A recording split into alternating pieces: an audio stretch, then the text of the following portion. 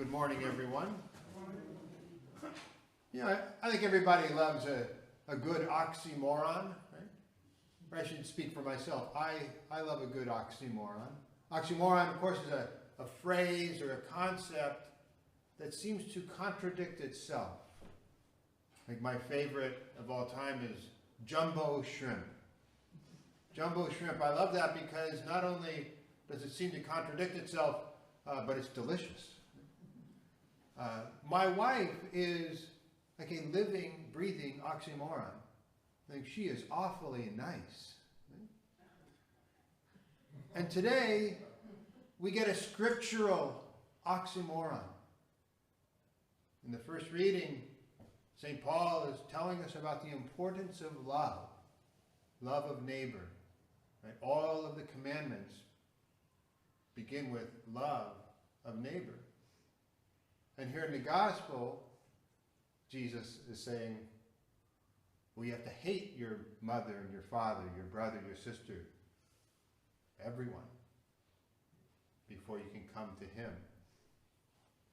That seems like kind of an oxymoron.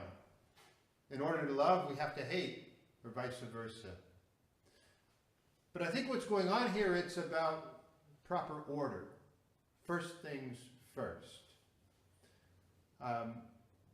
St. Paul talks about that saying, all the commandments summed up with this saying, you shall love your neighbor as yourself.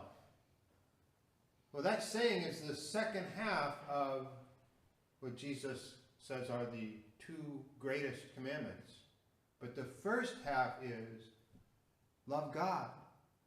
Love God with all your heart, with all your soul, with all your strength. And love your neighbor as yourself. There's a reason why love of God comes first. Because from love of God, from God comes the love that we can share with our neighbors, with our mother and father, our spouse, our children, our friends. And so that's what this gospel reading is about. It's putting it in proper order.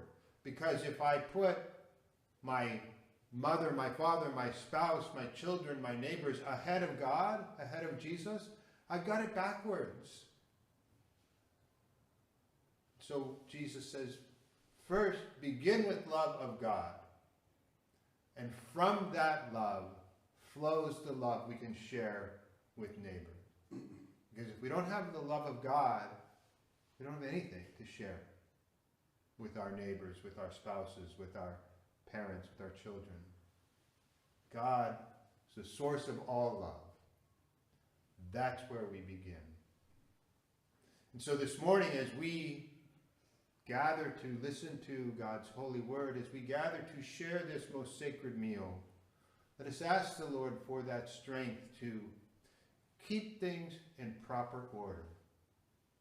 First, love God, love Jesus, so that we can then love our neighbors.